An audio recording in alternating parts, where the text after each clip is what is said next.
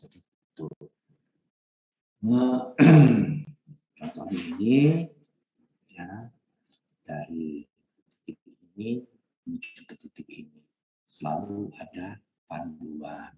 Nah, seperti kemarin saya juga sudah saya sampaikan bahwa kalau kita di darat ya panduan rambu-rambu jalan ya.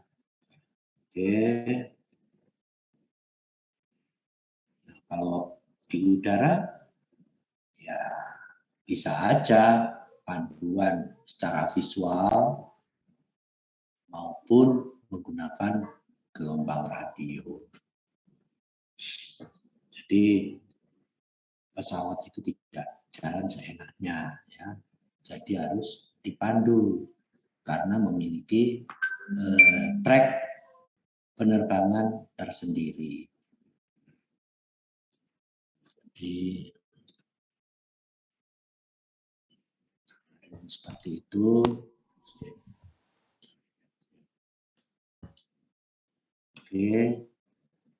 Jadi kalau zaman dulu masih menggunakan pilot gauge, terus menghitung estimasi waktu yang dibutuhkan. Nah, ya, kalau zaman sekarang menggunakan gelombang radio. Walaupun gelombang radio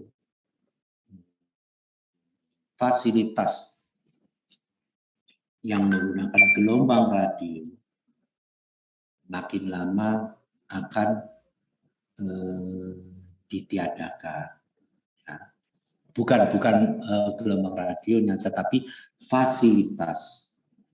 Artinya alat-alat navigasi yang ada di darat. Ya.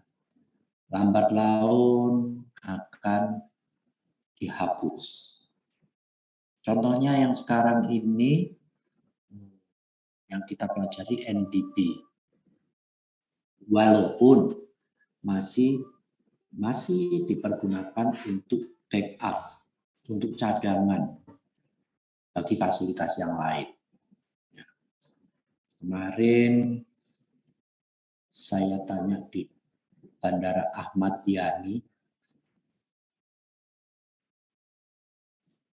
waktu saya ngantar Taruna UJT, ya, TNU berapa ya?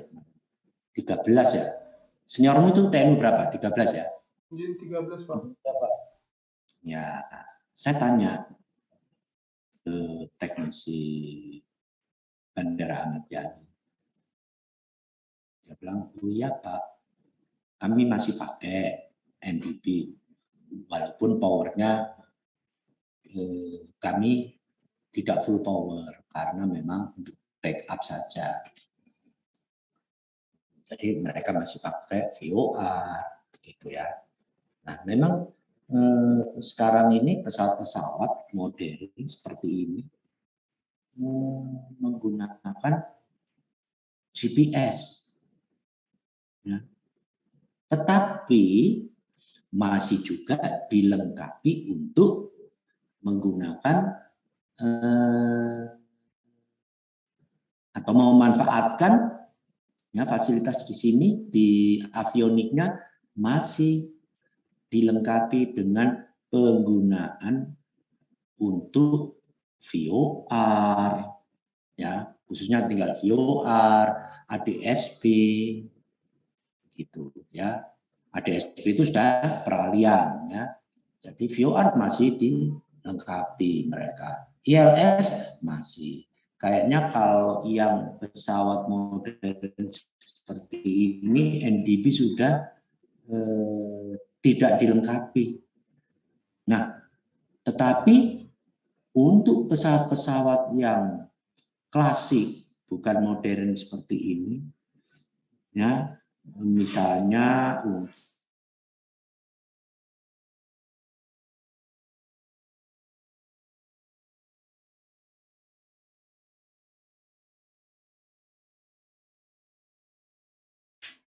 suaranya.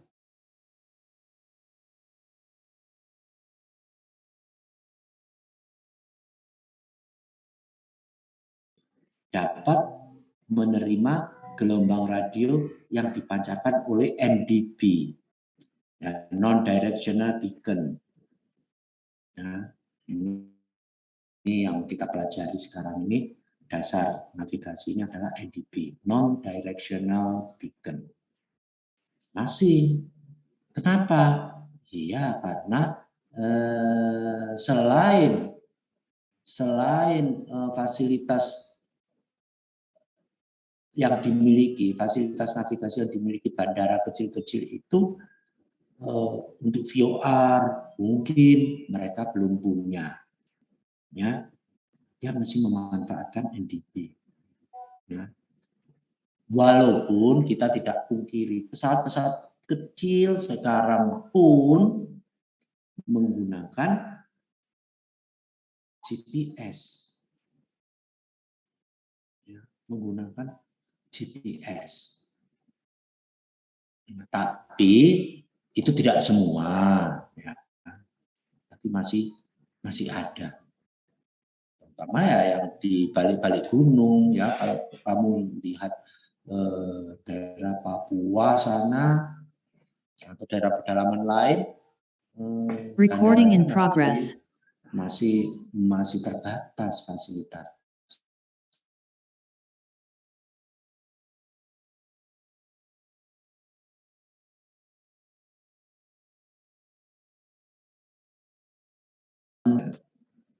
Ya, ini pelajaran paling basic.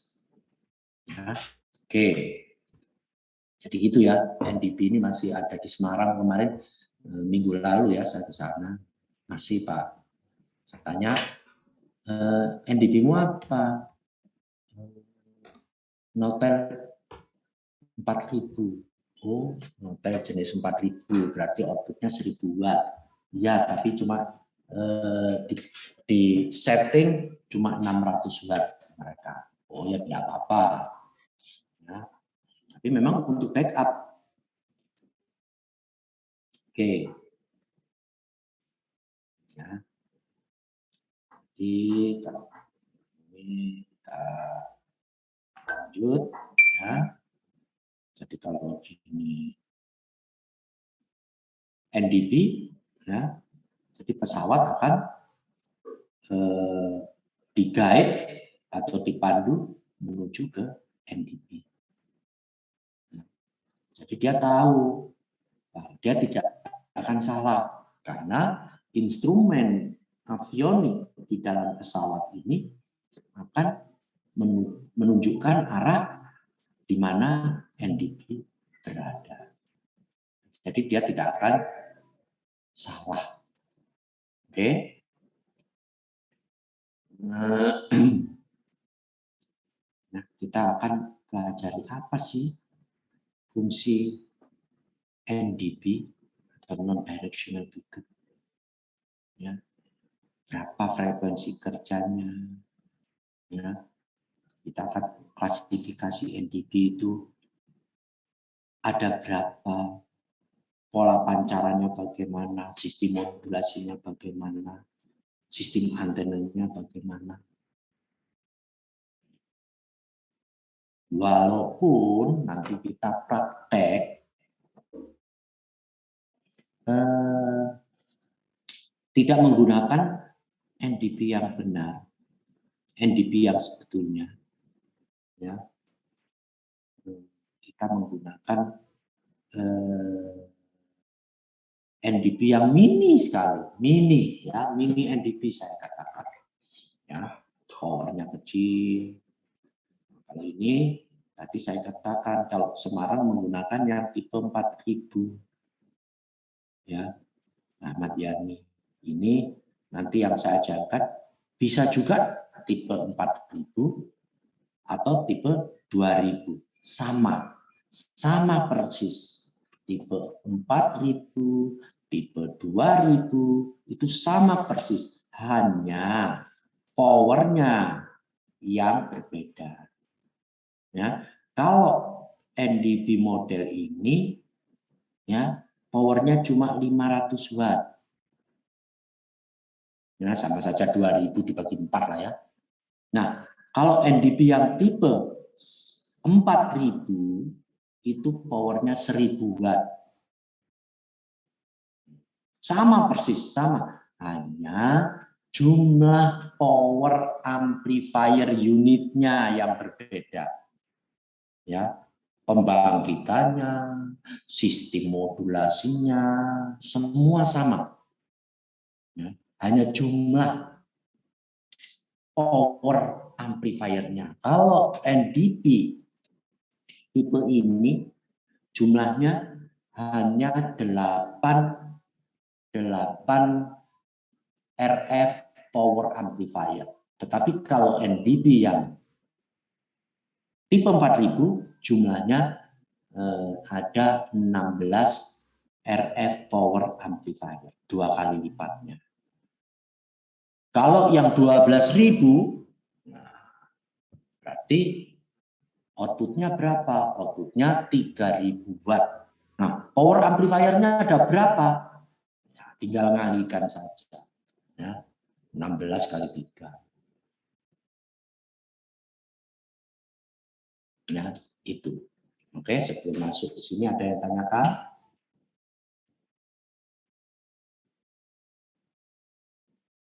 Ada? Oke. Kalau tidak ada, kita lanjut ya. Pokoknya nanti kalau kalian tanya langsung bilang aja, Pak, izin tanya, langsung dipotong, tidak apa-apa. Tidak usah disimpan-simpan. Ya. Oke, oh ya, ngomong-ngomong kalian kapan masuk kampus? Mohon izin Pak, sesuai di kalender akademik tanggal 17 Mei Pak. 17 Mei, berarti setelah Lebaran ya? Izin ya Pak. Oke, dan kita bisa ketemu ya setelah Lebaran. Maka itu kalian jaga kesehatan. Kita bisa jumpa di kampus. Oke? Ya, Pak. Nah, yang kita pelajari alat yang namanya non-directional beacon. Ya.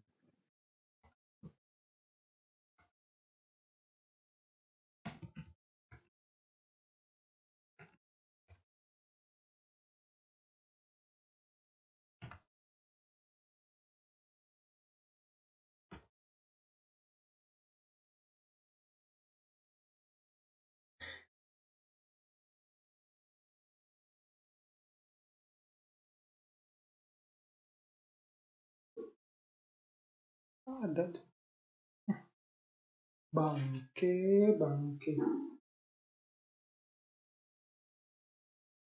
Recording in progress. Ya, yang kemarin saya katakan, NDP memancarkan gelombang radionya ke segala arah. Merupakan pemancar.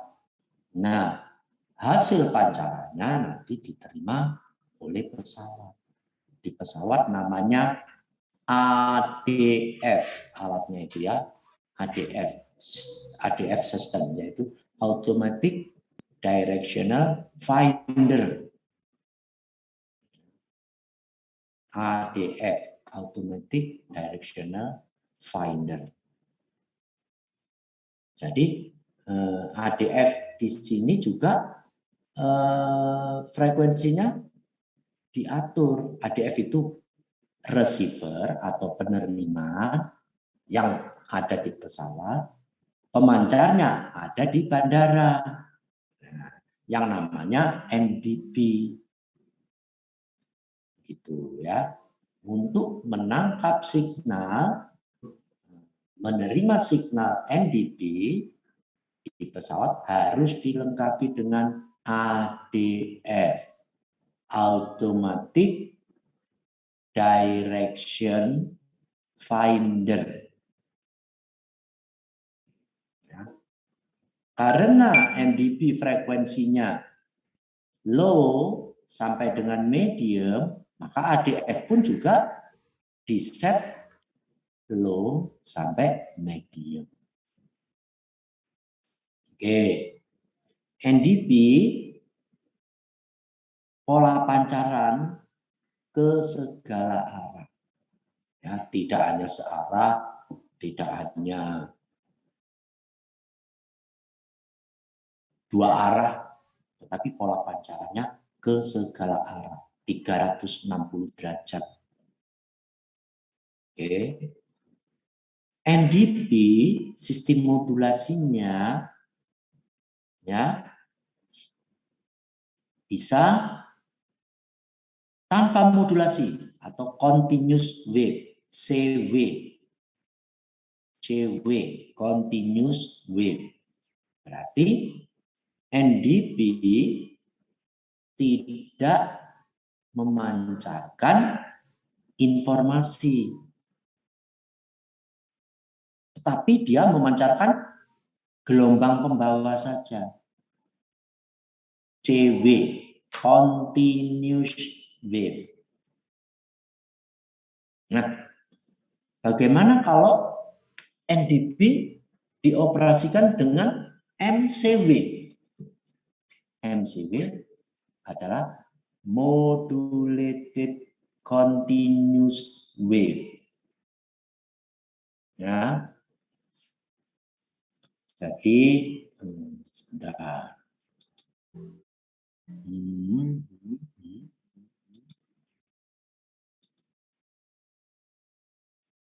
Ya.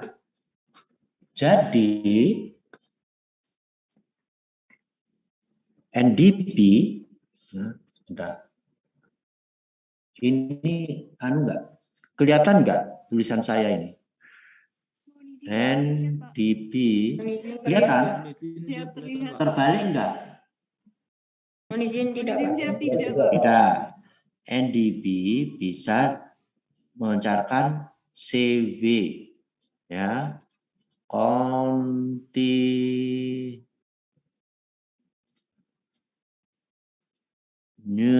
wave, ya, di mana dia hanya memancarkan carrier, gelombang pembawa saja, carrier frekuensi, ya, di mana dia hanya memancarkan carrier frekuensi tanpa modulasi, ya, continuous,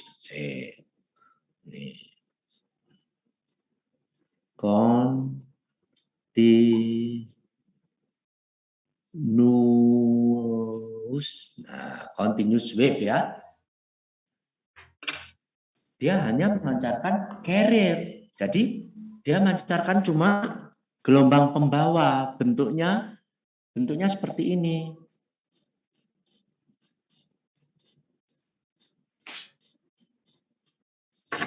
Ya. Bentuknya begitu saja. Dia tidak ada modulasinya. Oke. Ya.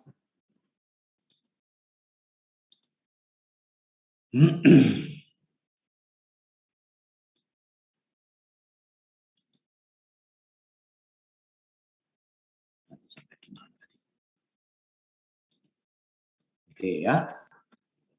Nah, MCW berarti ada modulasinya. Atau beacon dan KCW. Nah, ya. Jadi gini, kalau beacon ini dia memancarkan, kalau MCW tadi ada modulasinya secara terus-menerus. Ya. Jadi AM secara terus-menerus karena dia sistemnya menggunakan amplitude modulation. AM. Ya, singkatannya AM, amplitude modulation. Nah, secara terus-menerus. Kalau posisi beacon, ya, kalau posisi beacon ini dia dia memancarkan CW dan memancarkan MCW. Jadi pada saat tidak ada informasi atau audio yang ditumpangkan, dia memancarkan CW. Begitu ada audio frekuensi yang ditumpangkan, maka dia bentuknya AM. Ya. Nah, kalau QCW yaitu tanpa modulasi, yaitu CW, continuous wave, yang diputus-putus. Nah, putus-putus apanya? Ya carrier-nya. Mancar hilang. Nah, diputus-putus. Kenapa diputus-putus? Yaitu disesuaikan identification atau ID, kita singkat ID. Ya, jadi setiap pemancar NDP mempunyai identification sendiri-sendiri. Ya, misalnya Juanda. Oh, Juanda itu identification-nya SB, Sierra Bravo. Ya. Nah, jadi dia biasanya terdiri dari 2 huruf. Ya, 2 huruf saja. Sierra Bravo. Ya. Kalau yang saya hafal juga, misalnya di Jayapura, Sentani, ya karena saya dulu di sana ya. Sentani itu ID-nya adalah Zulu November, ZN. Nah, jadi NDP kita posisikan beacon, jadi pada saat ID-nya kita pancarkan, maka bentuknya AM, ada modulasinya. Tapi kalau ID-nya nggak kita pancarkan, ya sudah, dia carrier only, CW. Jadi maksudnya ID dipancarkan bagaimana? Iya, paling tidak 1 menit itu 3 kali dipancarkan. Paling tidak. Jadi misalnya dia kan dipancarkannya Zulu November atau Sierra Bravo atau apalah. ID-nya dipancarkan dalam bentuk kode Morse. Ya, siapa yang hafal kode Morse? Morse. Ya. Jadi saya kasih contoh Sentani dulu ya, paling hafal saya ya. Kode Morse-nya ZN itu titik, strip, titik, strip. Jadi, sorry, ZN, strip, titik, strip, begitu ya. Jadi bunyinya itu nah, begitu ya. Jadi sebentar saya.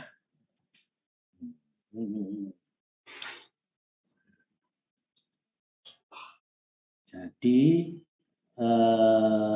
bunyinya dia dalam bentuk Morse ya.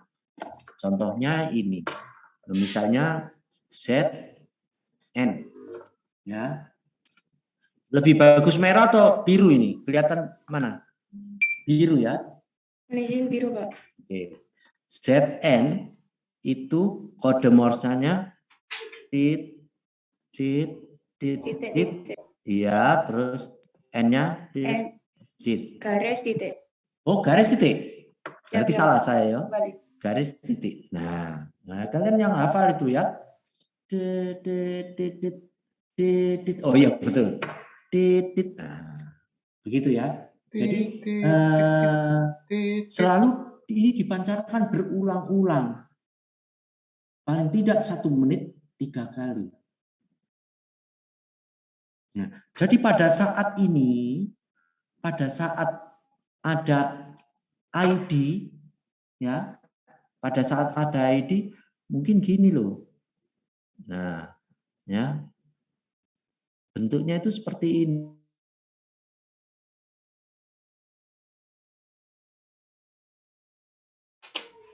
ID, gini lagi. Nah, jadi kalau saya gedein, ya, saya gedein. Recording stopped. Saya gedekan ya, jadi ya.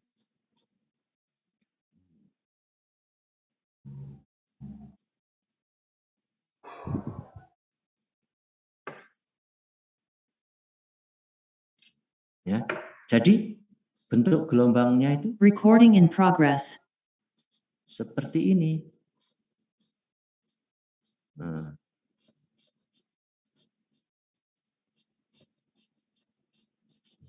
gambar saya jelek ya. Jadi pada saat ada ID, bentuknya AM. Ini yang merah, ya.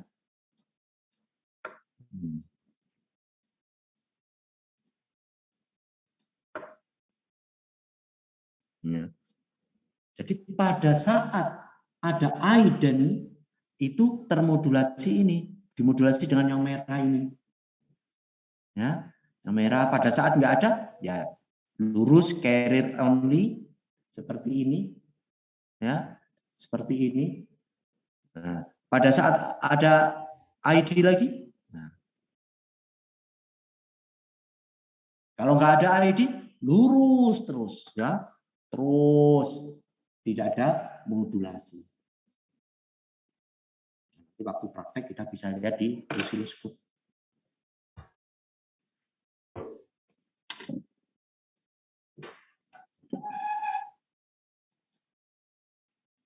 Gambar saya kurang besar ya.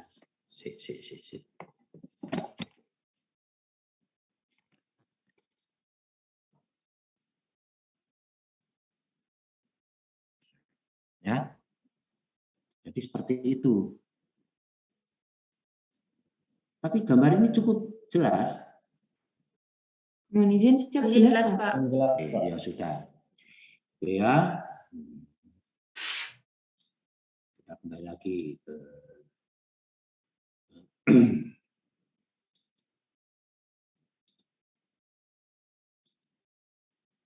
Oke.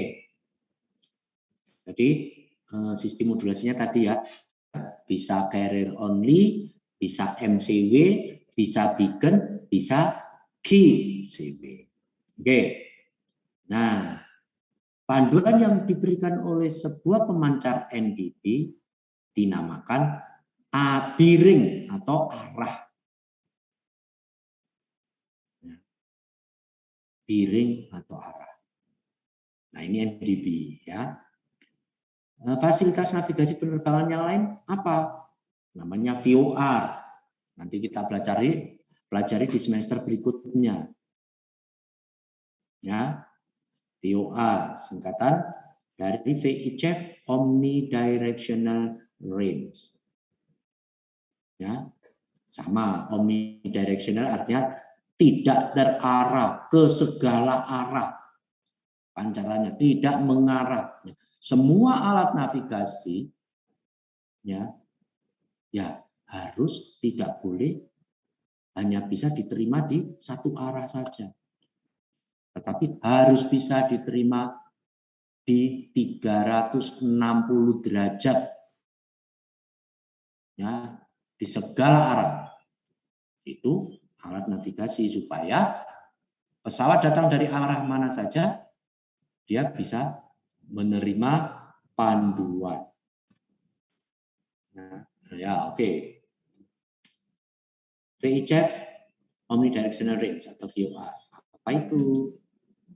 Ya.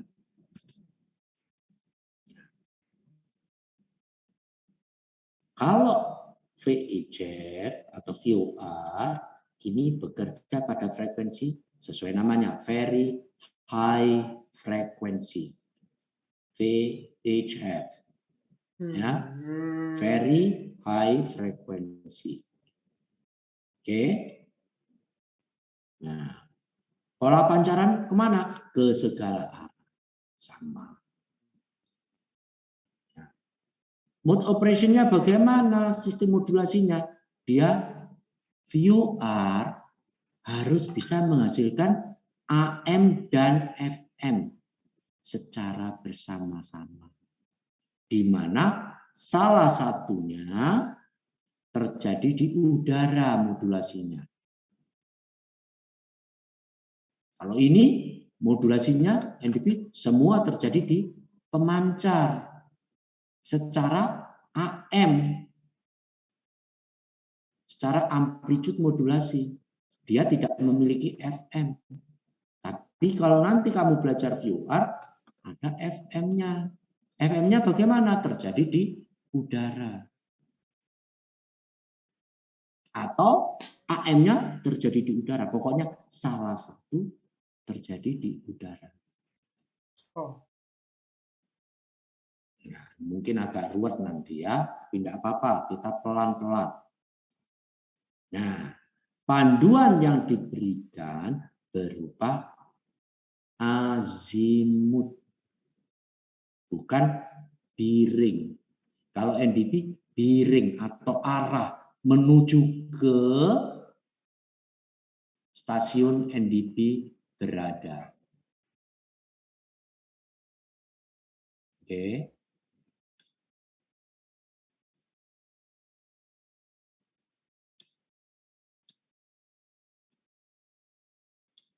Oke, ya. Jadi kalau VOR panduannya apa? Azimut. Apa itu azimut?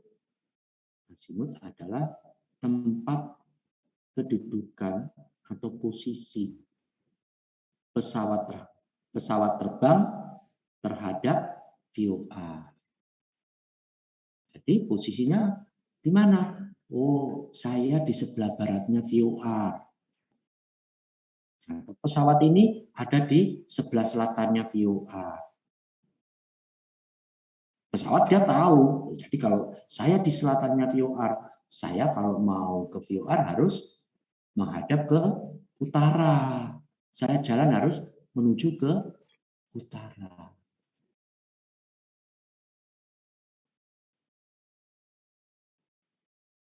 Oke?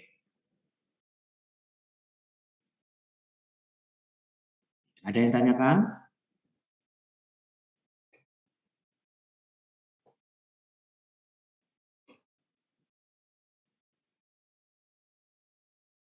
Ayo, siapa yang tanya? Silakan.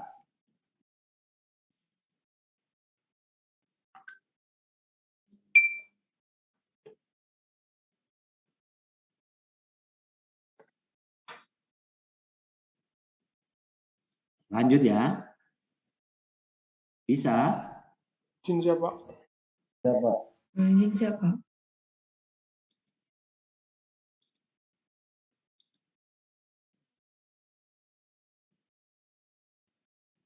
Fasilitas pendukung keselamatan penerbangan. Apa itu? Selain navigasi, ya, tadi NDP VOR ada yang namanya ILS. Nanti kita juga pelajari di semester depan. Ya, ini panduan pendaratan ke titik pendaratan di runway. Jadi kalau jarak jauh, kalau menuju ke bandara, ya menggunakan VOR atau NDP. Tetapi kalau sudah dekat untuk mendarat, ya dia menggunakan ILS, Instrument Landing System. Jadi begitu ya. Kenapa sih? Kan tidak pernah sudah mau mendarat? Iya. Kalau cuaca bagus bisa melihat landasan. Kalau cuaca jelek, kabut, hujan nggak bisa lihat landasan. Ya. Jangankan cuaca jelek, cuaca bagus pun sesekali pernah pilot nggak bisa lihat landasan, ternyata kabut. Di atas permukaan landasan kabut, dia nggak tahu. Nah, hal itu pernah kejadian. Saya bisa bilang seperti ini karena pernah kejadian dan saya alami sendiri. Kita bisa lihat pesawat dari menara tower. Tetapi pilot di atas landasan tidak bisa lihat landasannya.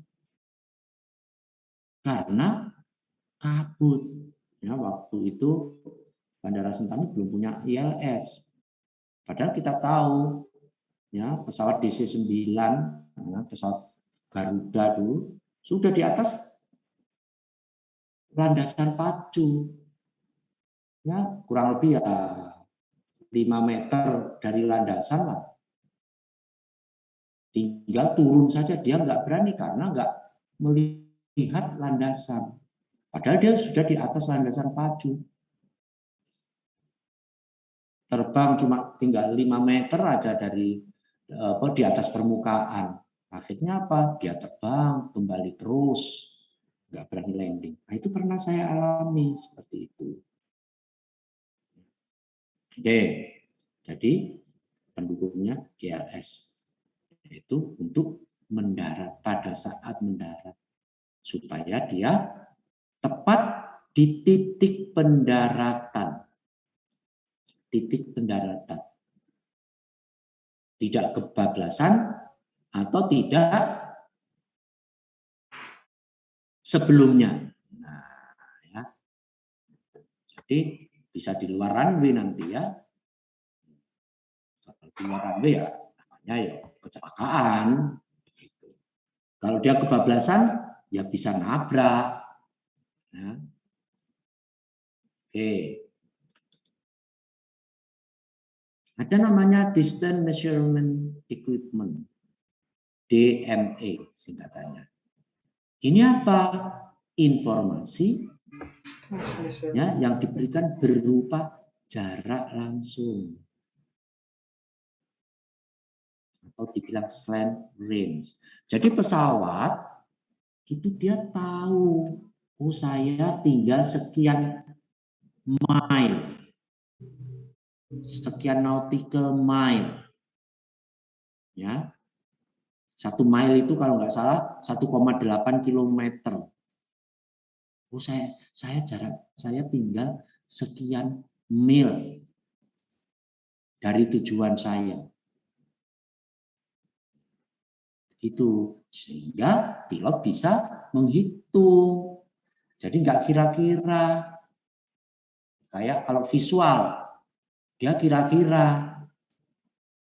Oh, menghitung, saya sudah sampai jembatan ini, berarti tinggal sekian kilometer, dia hitung.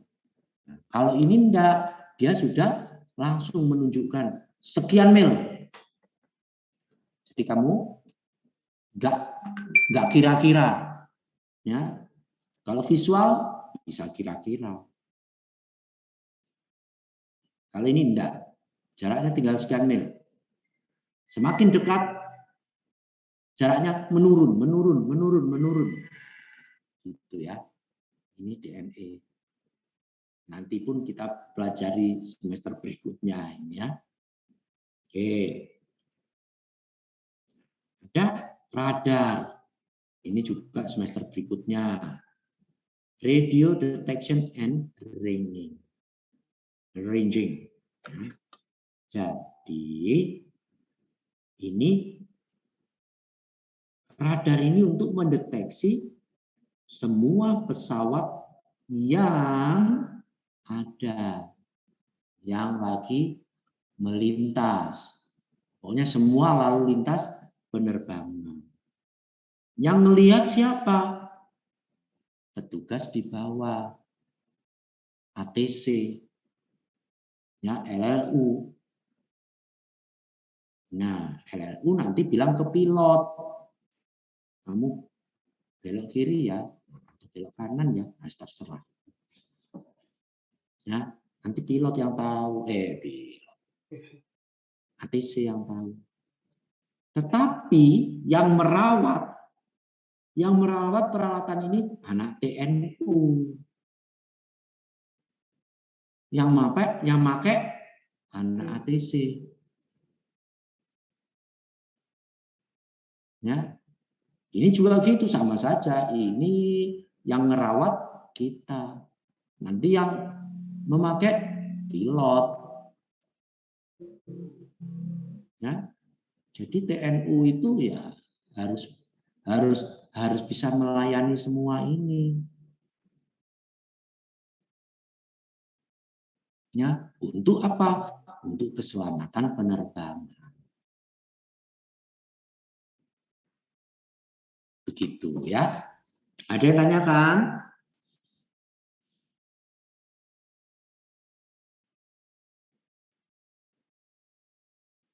Mohon izin bertanya, Pak. Ya. Mohon izin, Pak. Apabila ada black box di pesawat itu apakah berhubungan dengan radar juga, Pak?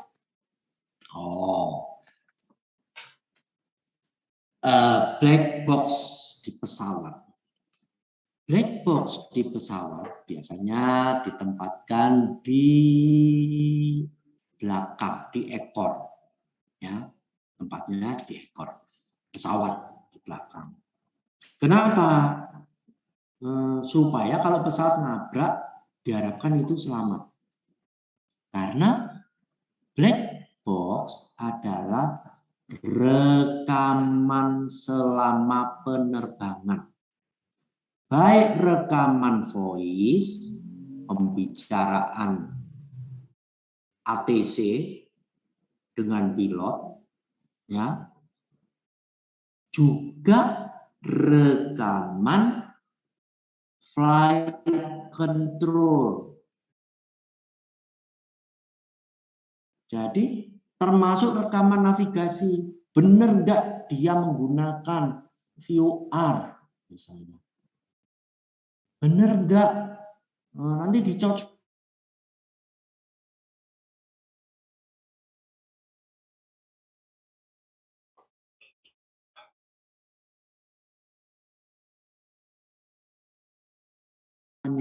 Betul nggak dia tracknya lewat poin ini, poin ini, poin ini? Nah, dicocokkan. Bagaimana kontrol pengaturan komunikasi dengan petugas di bawah? Benar nggak dia ikuti? Benar nggak dia terbang ketinggian misalnya 3.000 feet? Nah, dia ternyata rekamannya terbangnya nggak 3.000, cuma 1.500 feet. Sehingga dia nabrak gunung misalnya. Padahal diharuskan paling enggak melintas gunung itu ketinggian 3.000 feet misalnya. Hasil terakhir di black box dia mencatat ketinggian pesawat cuma 1.000 feet. Nah, jadi itu alat untuk itu rekaman selama penerbangan. Untuk apa? Untuk kalau ada kecelakaan itu yang diperiksa, diputar ulang. Ya. Kalau komunikasi bisa aja diputar ulang rekaman yang ada di bandara. Nanti dicocokkan dengan rekaman yang ada di black box tadi. Ya, contoh. Suatu saat saya ikut training KNKT, ya, KNKT, apa itu komunikasi nasional kecelakaan itu ya. Nah, KNKT itu di situ dijelaskan. Rekamannya diputar ulang. Waktu itu yang diambil contoh adalah Adam R yang jatuh di laut. Kita dengar rekamannya. Oh, dia harusnya begini-begini. Ya. Ternyata dia ya ini apa? Memang tidak boleh diungkap ya. Tetapi ini garis besarnya saja. Ternyata kesalahan pilot. Ya. Normal-normal aja, tetapi mungkin entah pilotnya salah pencet atau apa, dia komputernya di pesawat ya untuk flight control dan lain-lain restart. Nah, sekarang kalau komputer kamu restart itu paling enggak berapa detik baru normal? 30-an. 30 detik lah, taruhlah ya, setengah menit. Itu laptop kamu setengah menit karena cuma untuk running aplikasi-aplikasi yang sedikit. Kalau di pesawat, jadi dia ngecek flight control-nya bagaimana, ya, terus voice communication lebih lama. Sementara pesawat jalan terus. Ya, flight control itu itu ya itu untuk pesawat naik, pesawat turun, pesawat belok, pesawat miring, ya itu namanya flight control. Jadi ada 3 ya, naik atau turun, terus belok kiri ke kiri dan kanan, dan miring kiri dan kanan. Itu basicnya, pesawat hanya 3 itu.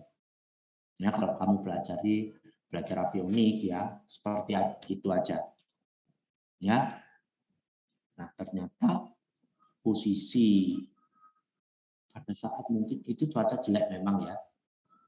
Posisinya waktu itu pesawat pas banking. Ya, banking itu miring ya. Nah, pesawat miring, komputer mati. Nah, kalau kita terbang, ya, terbang di atas, itu kita tidak tahu pesawat itu lagi miring, kayak pesawat itu lagi nukik, kayak kita tidak tahu. Tahu-tahu ya sudah dekat laut langsung biu, gitu ya. Rekamannya kita dengar waktu itu. Nah, inilah. Nah, hal itu begini. Kenapa kita tidak tahu pesawat ini miring kayak maju kayak kalau udah di atas? Nah, ini kita sudah buktikan. Ya, jadi waktu itu salah satu dari peserta, kamu tahu, kamu mungkin belum diajar, ada dosen kita, Pak Anton. Ya. Jadi kita coba, salah satu peserta kita coba masuk di pesawat yang ya pesawat anunya untuk di kesehatan kelaikan kesehatan untuk auri itu ya. Nah, di KNKT sana ada. Ternyata pesawat digerakkan dari luar, ya, dia tertutup. Ini ceritanya Pak Anton ada di dalam pesawat. Kita semua peserta lain kita memperhatikan. Nah, pesawat sama Pak Dokter itu dimajukan, gitu ya. Ternyata ditanya dengan menggunakan HT, ditanya, Pak Anton, pesawat kemana? Mundur katanya. Padahal pesawatnya maju, dia mundur. Nah, pesawat kita miringkan ke kanan.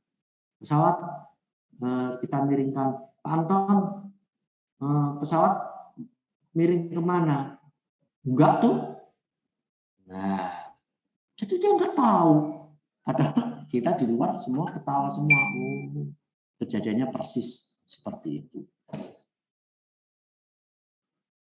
Ya, jadi ya begitu. Kenapa kita menggunakan alat navigasi? Ya seperti itu. Tujuannya kalau black box, ya itu yang diamankan. Ya, jadi kalau kamu cari black box, itu biasanya di ekor pesawat. Supaya kalau pesawat nabrak gunung, itu terpental. Ya. Black box, ELBA, ya, ELBA locator beacon. Ya, jadi kalau pesawat nabrak gunung, jebret, ya, itu langsung alatnya mancar. Mancar, SOS, ya. Nanti pesawat yang lain nyetel frekuensi itu. ELBA di setel. Nah, nanti pesawat yang lain dia akan tahu, oh ada di sana. ELBA itu locator beacon, itu ya pemancar kayak NDP begini. Jadi pesawat akan tahu, oh iya dia jatuhnya di sini. Nah, nanti tim SAR yang datang ke situ lewat darat. ELBA locator beacon itu juga tempatnya di belakang pesawat. Ya. Semua itu locator beacon, semua kan harus kita cek. Itu anak avionik yang ngecek ya. Itu dia mempunyai internal baterai. Kalau baterainya drop, ya nggak bisa mancar. Gimana caranya ngecek? Kalau saya dulu lagi, ya kebetulan saya memiliki avionik, ya selain TNU saya avionik. Sebelum dulu waktu saya dinas di Papua, saya suka memperbaiki radio-radio pesawat, ya. Termasuk ELBA itu, ngecek ELBA. Saya jatuhkan. Jadi ELBA itu saya taruh di meja untuk perbaikan di lab. Saya jatuhkan kira-kira ya 20 cm lah di atas meja. Saya jatuhkan gitu. Bro! Begitu ya. Radionya itu jatuh. Bro! Langsung dia mancar. Nah, seolah-olah kena benturan. Nah, seperti itu. Kalian mungkin tidak akan pernah ya. Kalau saya dulu ya di Sentani ya, selain saya jadi teknisi TNU, ya, saya juga nyambi-nyambi di Airfast, gitu ya, nyambi di perusahaan penerbangan. Apa yang saya perbaiki? Ya radio VHF-nya, ya radio navigasinya, itu saya perbaiki. Itu zaman dulu ya, sekarang sudah tidak. Tapi saya punya license untuk avionik.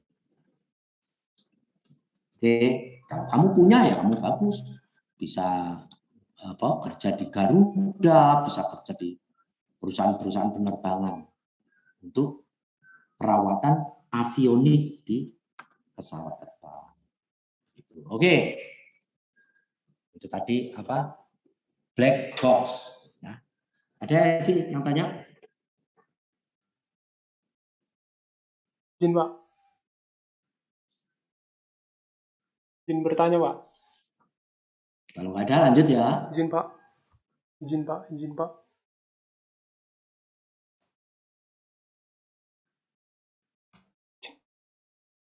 Dengar suara. NDP harus memiliki spek specification, ya, harus persyaratan yang ditentukan, ya, untuk NDP. NDP itu harus begini. Itu ada aturannya di aneks 10, ya, itu pedoman perawatan ini. Itu bukan Indonesia yang buat, dunia yang membuat, ya. Di aneks 10 di paragraf ini 3.4 ini NDP itu kalau mau beroperasi harus memenuhi persyaratan ini loh, ya. Apa aja sih persyaratannya?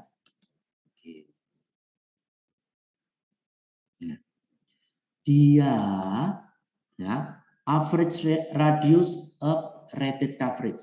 Jadi dia harus bisa diterima pada radius yang ditentukan, jangkauannya yang ditentukan, ya, yaitu harus melingkar, circle having the same area as rated coverage.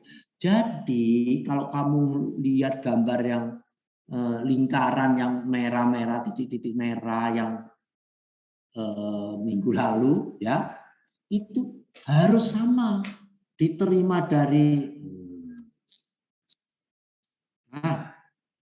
diterima di sini harus kekuatannya sama, diterima di sini harus sama, di sini harus sama,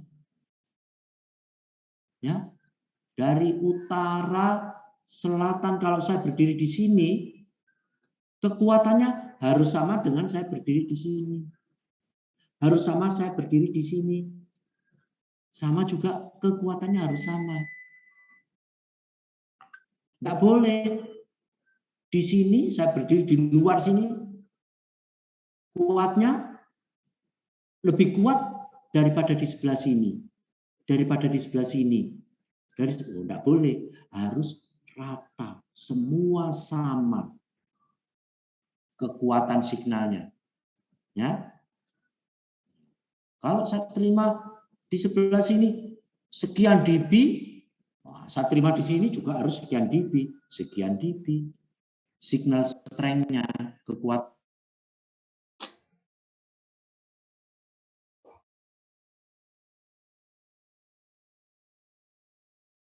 Recording in progress. Nah, yang kedua apa? Effective coverage. The area surrounding an NDP within which bearing. Ya. Jadi harus bisa menunjukkan atau memandu arah menuju secara tepat di segala tempat tadi, harus sudah bisa menunjukkan arah NDP, ya. NDP ada di sana loh arahnya. Jadi seperti itu. Ini di segala tempat ini harus, tadi kekuatan signalnya harus sama. Terus NDP juga di setiap tempat, di segala penjuru harus sudah bisa menunjukkan bearing, panduan menuju ke pemancar NDP berada. Ya, harus. Itu dua syaratnya. Ada lagi syaratnya. Oke. Nah, NDP harus bekerja pada frekuensi antara 190 kHz sampai 1750 kHz. Di luar ini enggak boleh. NDP harus memiliki ini loh. Kalau saya bekerja di 900 kHz, boleh. Ya, NDP bekerja di 600 kHz, boleh. Tetapi NDP bekerja di 1900, ya sudah nggak boleh. Kerjanya cuma ini. range-nya dibatasi. Ini ketentuan dari Aneks 10. Ya. Sehingga ADF ya, di pesawat juga memiliki frekuensi ini. Range frekuensi ini. Ya. Aneks 10. Aneks 10. Kita bilang surat, oh ada di Aneks 10. Gitu ya. Aneks 10 itu bukan Indonesia yang buat, tetapi dunia. ICAO, ya, lembaga penerbangan dunia, persatuan.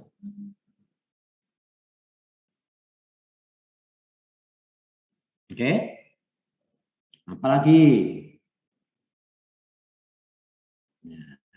ketepatan frekuensi. Ya, di sini harus paling besar 0,01%.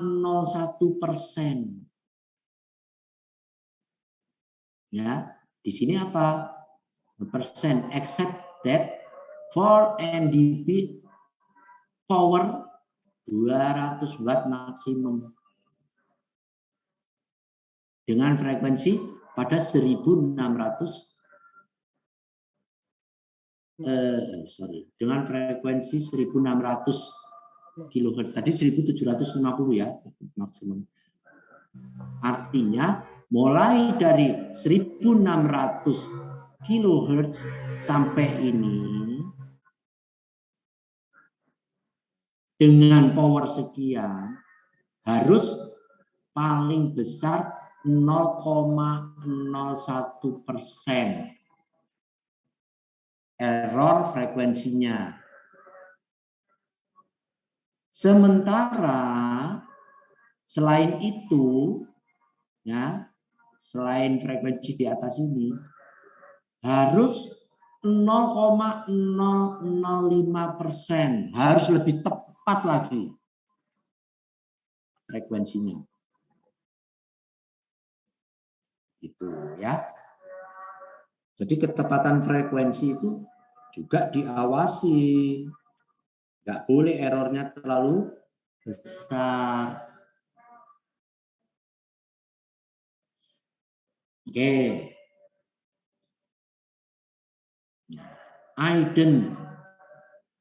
Identifikasi namanya ya. Tadi saya katakan bahwa setiap NDP memiliki nama sendiri-sendiri.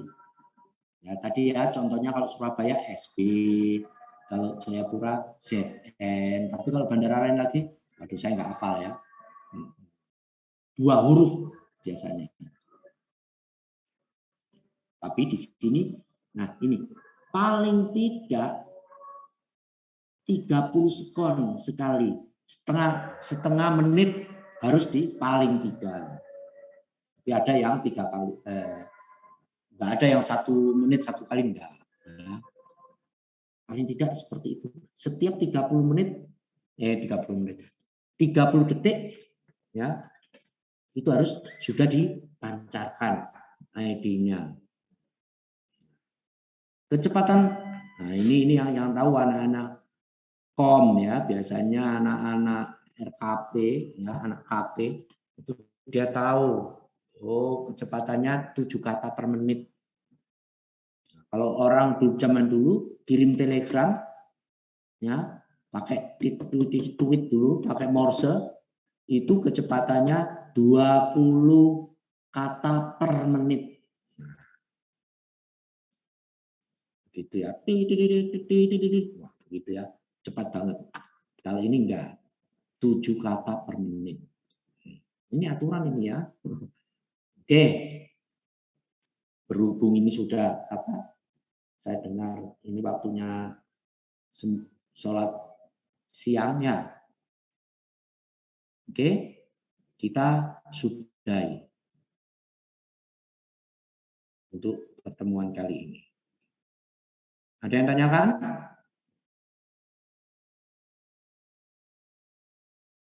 Tidak ada?